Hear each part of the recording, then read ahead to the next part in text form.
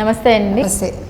ఇప్పుడు నామినేషన్ల పర్వం అయితే కొనసాగుతూ ఉంది. అందరూ అఫిడవిట్లు వారి అఫిడవిట్లు సమర్పిస్తున్నారు. మరి ఆ అఫిడవిట్లో వాళ్ళ కేసులు ఎన్ని ఉన్నాయి, వాళ్ళ ఆస్తులు ఏమున్నాయి, అసలు అన్ని వాళ్ళ ఇంటి వివరాలు ఏంటి అన్నీ పొందుపరచడం అయితే జరుగుతుంది. ఇప్పుడు లేటెస్ట్గా చూసుకుంటే గనక వైఎస్ జగన్మోహన్ రెడ్డి వారి అఫిడవిట్ కూడా సమర్పించడం జరిగింది. మరి ఆ అఫిడవిట్లో ఆయన ఉన్న ఆస్తులేంటి, పెరిగిన ఆస్తులేంటి, ఆయనకున్న అప్పులేంటి, ఆయనకున్న కేసులేంటి అన్నీ పొందుపరచడం అయితే జరిగింది. మరి ఆ వివరాలు మీ మాటలో. ఇప్పుడు జగన్మోహన్ రెడ్డి గారు అంటేనే అందరికీ అఫిడవిట్ అనగానే అందరూ ఆసక్తిగా ఎదురు చూస్తున్నారు. బికాజ్ అంటే అందరి దృష్టిలో ఏంటంటే భారతదేశంలోనే అత్యంత ధనికుడైన ఒక ముఖ్యమంత్రి ఎవరు అంటే అందరి వేళ్ళు మన జగన్మోహన్ రెడ్డి గారు వైపు. అదేంటండి, ₹1 శాలరీ తీసుకునే పేద సీఎం కదా. అంటే పేద సీఎంలకే డబ్బులు ఉంటాయమ్మా. పాపం వాళ్ళు పెట్టుబడిదారులతో వాళ్ళు పోరాటం చేస్తూ వీళ్ళు ఆస్తులు తెచ్చుకుంటారు. అందుకని పేద సీఎంల దగ్గర కోట్ల ఆస్తులు ఉంటాయి, పెట్టుబడిదారుల దగ్గర అప్పులు ఉంటాయి. సో మన పేద సీఎం గారిది చూసుకుంటే 2018 నుంచి 2024 మార్చి 31 వరకు చూసుకుంటే మీరు ఆశ్చర్యపోయే విధంగా ఆయన అప్పులు ఆస్తులు ఉన్నాయి. 2018లో ఆయనకి ఆస్తి 60 కోట్లు ఉంది. ఓకే. తర్వాత 19 కూడా 19-20 కూడా 60 కోట్లే ఉంది. 20-21 కరోనా వచ్చేసరికి తగ్గిపోయింది, 23 కోట్లకు వచ్చేసింది. తర్వాత మళ్ళీ 62 కోట్లకు వచ్చింది. మళ్ళీ ఇప్పుడు 57 కోట్లు ఆయన ఆస్తి. అంటే ఇలా ఫ్లక్చువేషన్ ఉంది. మరి ఈ ఆస్తి అంతా ఎలా వచ్చింది మనకు తెలియదు. తర్వాత భారతీరెడ్డి గారిది చూసుకుంటే వారిది కూడా ఇంచుమించు అలాగే ఉంది. ఫస్ట్ 6 కోట్లతో మొదలైంది వారిది ప్రస్థానం.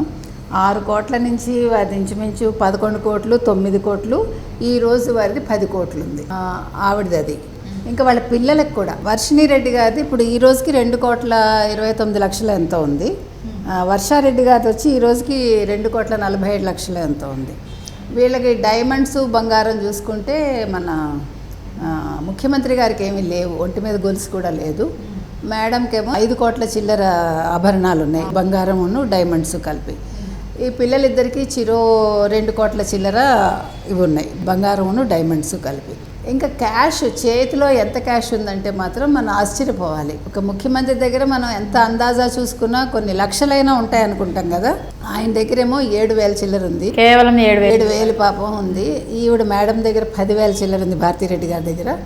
పిల్లల దగ్గర కూడా అంతే, చాలా తక్కువ ఉంది, 9,000 ఒకరి దగ్గర, 6,980 రూపాయలు ఒకరి దగ్గర. అంటే మరి వాళ్ళు ఫారిన్లో ఎలా చదువుకుంటున్నారో నాకు తెలియదు. అంటే మనకున్న కొద్దిపాటి జ్ఞానంతో ఒక వేరే కంట్రీలో ఉంటే వాళ్ళ దగ్గర కొంతైనా డబ్బు ఉండాలి. భారతీ సిమెంట్స్లో 36 కోట్లు పెట్టుబడి ఉంది, ఎవరిది మన జగన్మోహన్ రెడ్డి గారిది. ఇంకొక దాంట్లో 8 లక్షలే ఉంది.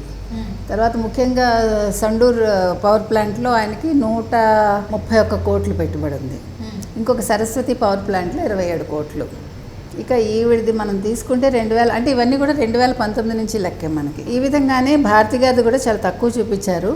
ఆవిడకి ముఖ్యంగా భారతీ సిమెంట్స్లో ఆవిడకి ఏదో షేర్సా లేకపోతే వాటానా మనకు అర్థం కాలేదు అది. మొత్తం మీద వీళ్ళు మొత్తం ఆస్తులు చూసుకుంటే మన జగన్ గారిదేమో 37 కోట్ల నుంచి ఈ రోజుకి 529 కోట్లకి వారి ఆస్తి తేలింది. అంటే స్థిరం చరం కలుపుకుని ఆస్తుల విలువ. ఇక ఈవిడిది 124 కోట్ల నుంచి 176 కోట్లకి భారతి గారిది వచ్చింది. ఇక పిల్లలదేమో 75 కోట్లు ఇద్దరిది కలిపి. సో మొత్తం మీద 780 కోట్లు వీళ్ళది. అంటే అఫీషియల్గా వాళ్ళు అఫిడవిట్లో వాళ్ళ బాబాయ్ మనోహర్ రెడ్డి గారు సబ్మిట్ చేశారు ఆర్ఓకి. దాని ప్రకారం ఇది మనం చెప్పుకుంటున్నాం. అయితే మనకి ఆశ్చర్యకరమైన విషయాలు ఏంటంటే మరి ఇప్పుడు బెంగళూరు ప్యాలెస్ ఎవరి పేరునుంది, తాడేపల్లిలో కట్టించింది ఎవరి పేరునుంది, ఇవన్నీ చాలా సందేహాలు ప్రజలకు ఉన్నాయి. మరి అవేవి ఇందులోకి రాలేదు. ఇంకా ముఖ్యంగా నిన్నను షర్మిల గారు తన అఫిడవిట్లో 87 కోట్లు ఎంతో అన్నగారి దగ్గర తీసుకున్నాను, 19 లక్షలు భారతీరెడ్డి గారి దగ్గర తీసుకున్నాను అని అఫిడవిట్లో పేర్కొన్నారు. మరి వాటి ప్రస్తావన ఉన్నట్టుగా మనకు తెలియట్లేదు. ఇది మరి ఏ రకంగా చూడాలో మనకు తెలియదు. ఇంకా ఆయన పేరున కారు లేదు, ఒకే ఒక స్కార్పియో ఉందిట, అది కూడా బుల్లెట్ ప్రూఫ్. ఇది ఇంకా వింత.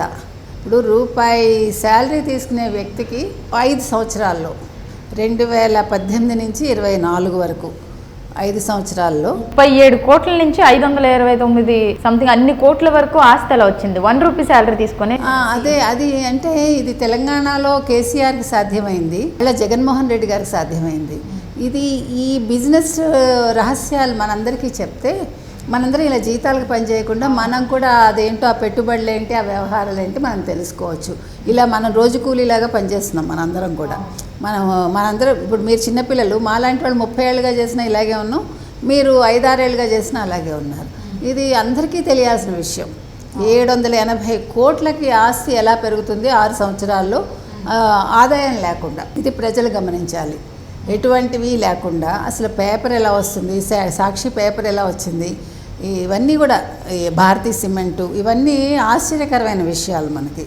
ఇంకా అవి తీసుకుంటే అసలు ఆయన షర్ట్ల ఖరీదే 14,000 ఎంతో ఉంటుంది ఒక్కొక్క షర్ట్ అని మనం విన్నాం. ఇవన్నీ సోషల్ మీడియాలో వచ్చిన కథనాలు బట్టి మనం మాట్లాడుతున్నాం. తర్వాత ఆయన వాచే కొన్ని లక్షలు ఉంటుంది. మరి పెట్టిన వాచి పెడతారో పెట్టరో మనకు తెలియదు. ఇప్పుడు కట్టిన షర్ట్ కట్టరు కదా, అట్లా పెట్టిన వాచి పెడతారో లేదో మనకు తెలియదు. అంటే వీళ్ళందరూ పేదలు కదా, పేదలు అలాగే ఉంటారు. మనం ఇవన్నీ తెలుసుకోవాలి.